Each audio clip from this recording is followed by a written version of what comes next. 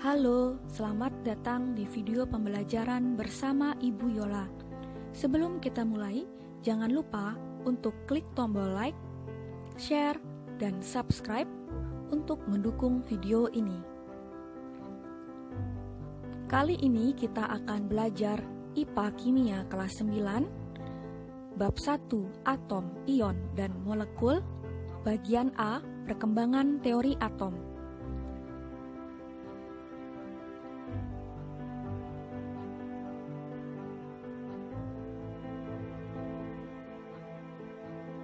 Perkembangan teori atom berawal dari konsep materi Demokritus yang menyatakan bahwa jika suatu materi dibagi menjadi bagian yang lebih kecil, lalu dibagi lagi, hingga pada suatu saat diperoleh bagian terkecil yang tidak dapat dibagi lagi, yang disebut atom. Pengertian atom adalah suatu satuan dasar materi yang terdiri dari inti atom dan elektron bermuatan negatif yang mengelilinginya. Inti atom terdiri dari proton bermuatan positif dan neutron bermuatan netral, kecuali pada inti atom hidrogen -1 karena tidak memiliki neutron. Nah, pada kesempatan kali ini kita akan membahas secara lengkap mengenai 5 perkembangan teori atom dari masa ke masa beserta kelebihan dan kekurangannya. Atom menurut Demokritus menyerupai bola pejal.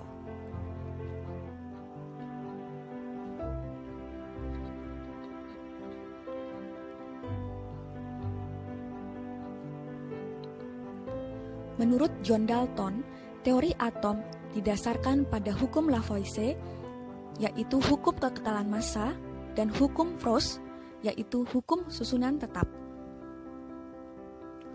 Hukum Lavoisier menyatakan bahwa massa total zat-zat sebelum reaksi akan selalu sama dengan massa total zat-zat hasil reaksi. Sedangkan hukum Frost menyatakan bahwa perbandingan massa unsur-unsur dalam suatu senyawa selalu tetap.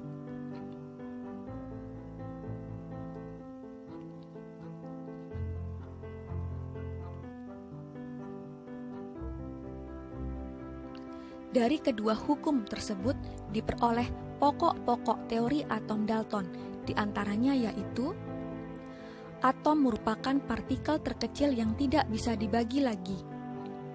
Atom berbentuk bola sederhana dan berukuran sangat kecil. Gabungan beberapa atom akan membentuk suatu senyawa dengan perbandingan bilangan bulat dan sederhana. Atom tidak dapat diciptakan atau dimusnahkan karena adanya reaksi kimia yang merupakan pemisahan, penggabungan, atau penyusunan kembali atom-atom. Suatu unsur tersusun dari atom-atom yang sama. Suatu senyawa tersusun dari atom-atom yang berbeda sesuai unsur penyusunnya. Model atom Dalton seperti bola pejal.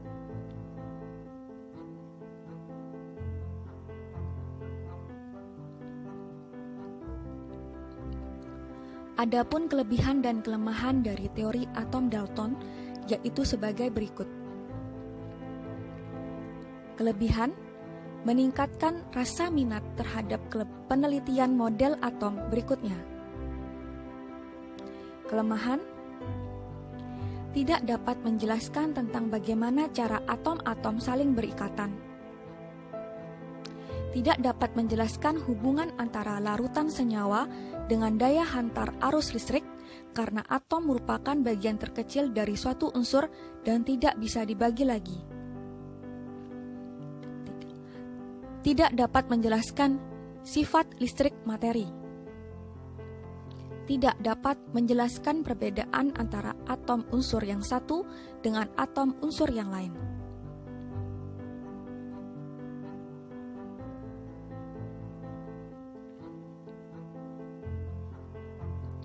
Teori yang kedua adalah teori atom Thomson. Teori atom Thomson muncul setelah teori atom Dalton pada tahun 1803. Teori ini merupakan penyempurnaan dari teori atom Dalton. J.J. Thomson memperbaiki kelemahan dari teori atom Dalton dengan penemuannya yaitu elektron pada tahun 1897. Elektron adalah partikel yang bermuatan negatif.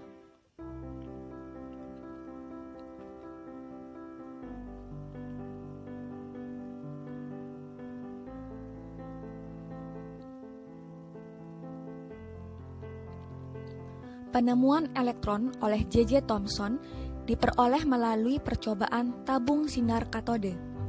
Berdasarkan percobaan tabung sinar katode, J.J. Thomson menyimpulkan bahwa sinar katode merupakan sebuah partikel karena dapat memutar baling-baling yang diletakkan di antara anode dan katode.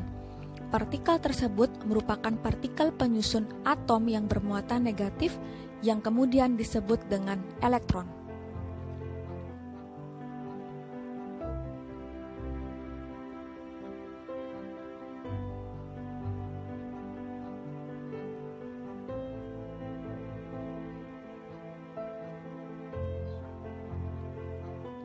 Isi dari teori atom Thomson yaitu atom merupakan bola pejal yang bermuatan positif dan di dalamnya tersebar elektron yang bermuatan negatif.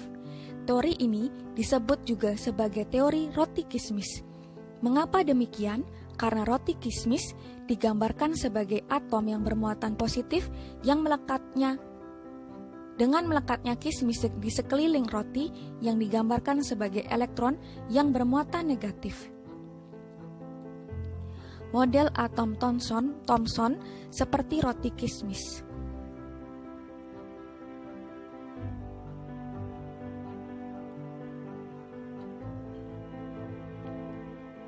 Adapun kelebihan dan kelemahan dari teori atom Thomson yaitu sebagai berikut. Kelebihan: membuktikan bahwa atom bukan merupakan bagian terkecil dari suatu unsur. Hal itu karena Thomson menemukan adanya partikel lain yang bermuatan negatif dalam atom. Membuktikan bahwa atom bersifat netral yang tersusun dari partikel-partikel yang bermuatan positif dan negatif. Membuktikan bahwa adanya elektron dalam semua unsur. Kekurangan: tidak dapat menjelaskan tentang susunan muatan positif dan jumlah elektron dalam bola. Tidak dapat menjelaskan tentang inti atom.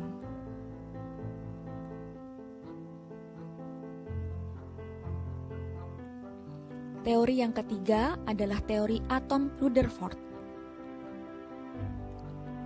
Rutherford menyatakan bahwa atom memiliki inti yang merupakan pusat massa yang dinamakan nukleus yang dikelilingi oleh awan elektron yang bermuatan negatif. Pernyataan tersebut kemudian dikenal dengan teori atom Rutherford. Teori atom Rutherford didasarkan pada suatu eksperimen yaitu penembakan partikel alfa terhadap lempeng emas. Eksperimen tersebut dikenal dengan eksperimen Geiger-Marsden. Pada saat itu, Rutherford bersama dua orang muridnya yaitu Hans Geiger dan Ernest Marsden lakukan suatu percobaan penembakan partikel atau sinar alfa terhadap lempeng tipis emas. Partikel alfa merupakan partikel yang bermuatan positif, bergerak lurus, serta memiliki daya tembus yang besar.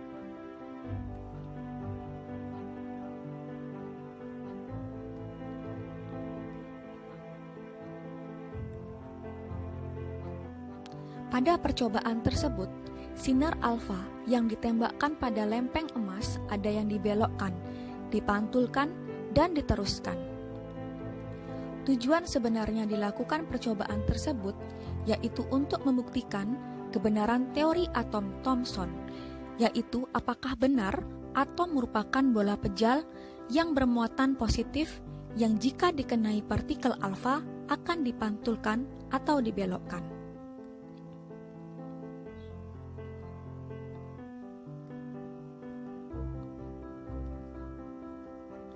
Hasil yang diperoleh dari percobaan tersebut kemudian dikembangkan ke dalam hipotesis teori atom Rutherford, di antaranya yaitu elektron yang bermuatan negatif bergerak mengelilingi inti atom yang bermuatan positif dengan kecepatan yang sangat tinggi. Atom mempunyai inti atom bermuatan positif yang menjadi pusat massa atom. Penyebaran partikel alfa tidak dipengaruhi oleh awan elektron. Sebagian besar dari atom merupakan permukaan yang hampa atau kosong. Sebagian kecil partikel alfa yang lewat akan dibelokkan dan sedikit sekali dipantulkan. Sebagian besar lainnya tidak mengalami pembelokan atau hambatan.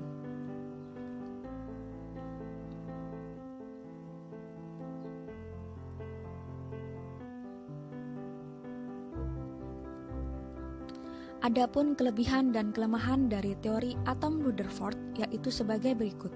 Kelebihan: dapat menggambarkan dan menjelaskan bentuk lintasan elektron yang mengelilingi inti atom sehingga mudah dipahami. Dapat menyimpulkan bahwa atom tersusun dari inti atom dan elektron yang mengelilingi inti atom yang dimana satu sama lain terpisah oleh ruang hampa. Dapat menjelaskan pergerakan elektron di sekitar inti atom. Kekurangan: tidak mampu menjelaskan mengapa elektron tidak pernah jatuh ke dalam inti atom sesuai dengan teori fisika klasik. Tidak mampu menjelaskan tentang spektrum garis pada atom hidrogen. Tidak mampu menjelaskan letak elektron dan cara rotasi terhadap inti atom. Elektron yang bergerak akan memancarkan energi, sehingga energi atom menjadi tidak stabil. Model atom Rutherford seperti tata surya, di mana intinya bermuatan positif.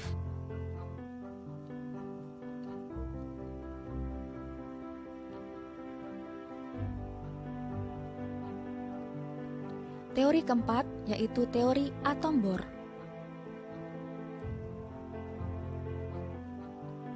Pada tahun 1913, seorang pakar fisika dari Denmark yang bernama Niels Bohr melakukan eksperimen yaitu spektrum atom hidrogen. Eksperimen tersebut bertujuan untuk menyempurnakan teori atom Rutherford. Eksperimennya ini berhasil menggambarkan keadaan elektron dalam menempati daerah di sekitar inti atom.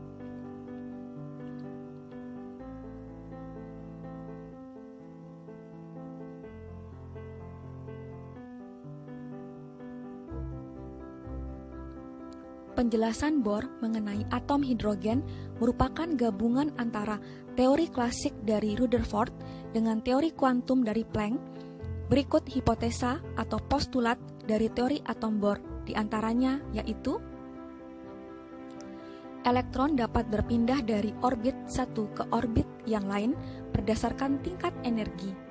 Elektron akan berpindah ke orbit yang memiliki energi lebih tinggi jika elektron menyerap energi yang besarnya sama dengan perbedaan energi antara kedua orbit yang bersangkutan.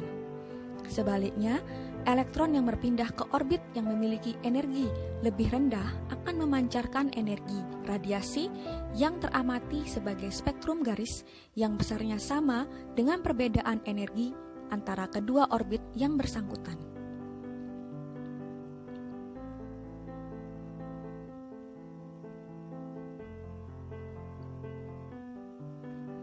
Selama dalam orbitnya, elektron dalam keadaan stasioner dan tidak memancarkan energi.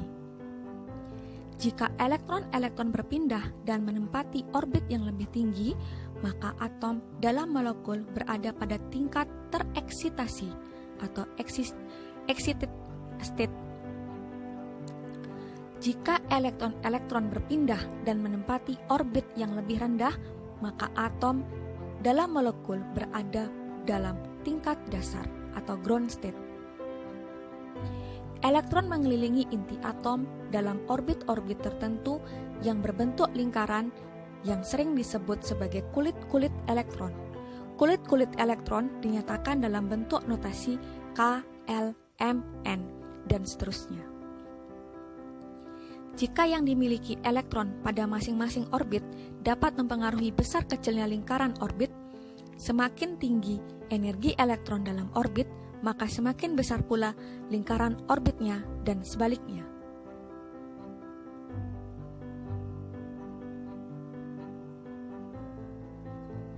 Teori atom Bohr dapat digambarkan seperti sebuah tata surya mini, seperti gambar di samping, di mana elektron-elektron yang berada di lintasan beredar mengelilingi inti atom yang bermuatan positif dan berukuran sangat kecil.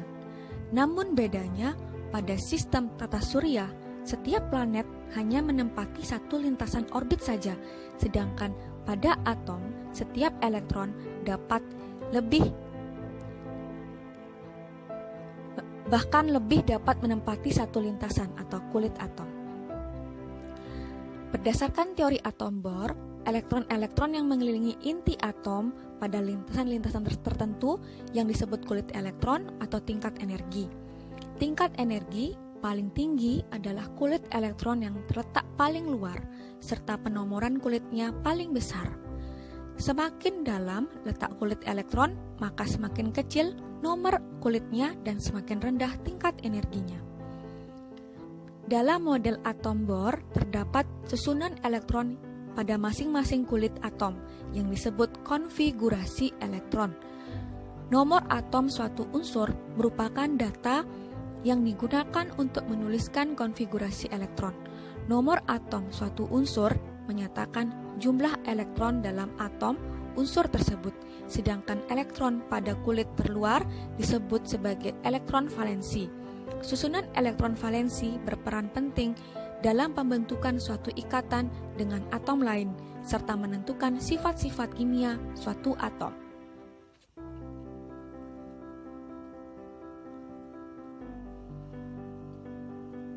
Pada gambar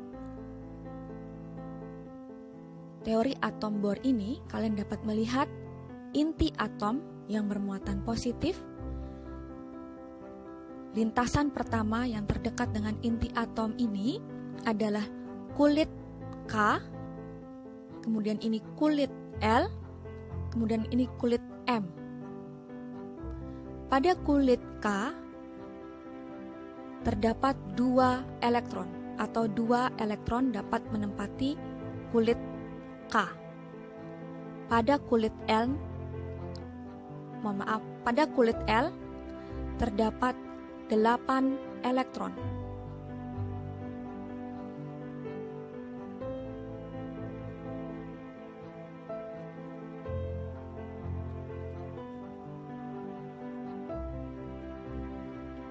Pada kulit M terdapat 18 elektron.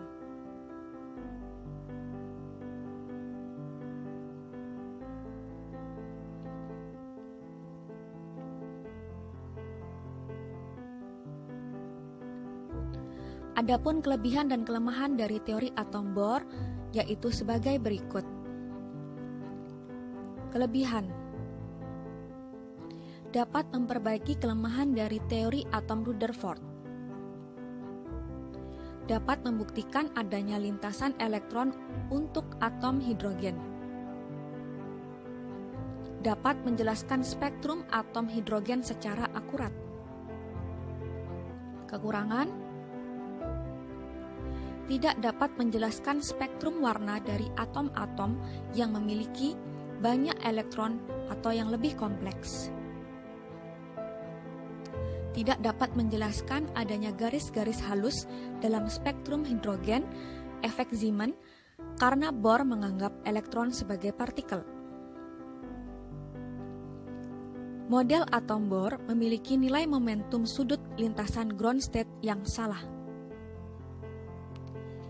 Tidak bisa mengetahui intensitas relatif garis spektra.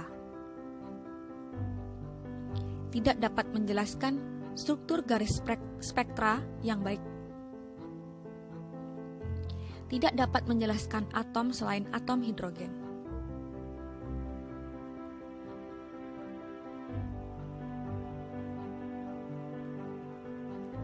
Teori yang kelima yaitu teori atom modern.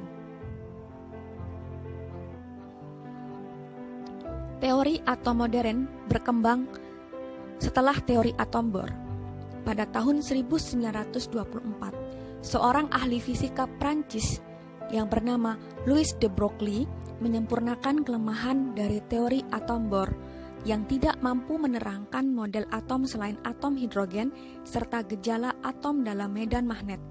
Menurut Broglie, elektron tidak hanya bersifat partikel, elektron juga bersifat gelombang. Sedangkan menurut Niels Bohr, elektron adalah partikel.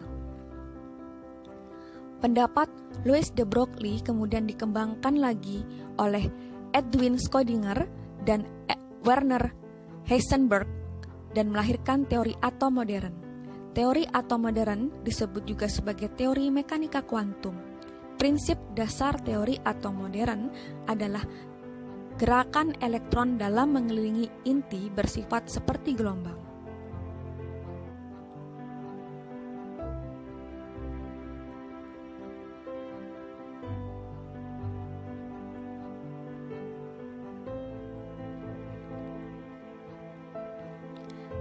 Teori ini digunakan untuk menjelaskan sifat atom dan molekul. Berdasarkan teori mekanika kuantum, kedudukan dan momentum suatu benda tidak mungkin dapat ditentukan secara seksama pada saat bersamaan. Yang dapat diketahui hanya kebolehjadian menemukan elektron pada jarak tertentu dari inti atom. Teori tersebut dinamakan prinsip ketidakpastian Heisenberg yang dikemukakan oleh Werner Heisenberg, seorang ahli fisika dari Jerman. Menurut Heisenberg, posisi dan kecepatan elektron yang sedang bergerak secara bersama-sama tidak bisa diukur secara tepat, karena elektron yang bergerak menimbulkan perubahan dalam posisi dan momentum setiap saat. Terima kasih atas perhatian kalian pada video pembelajaran ini. Sampai jumpa pada video pembelajaran berikutnya. Tetap semangat dan no life without chemistry.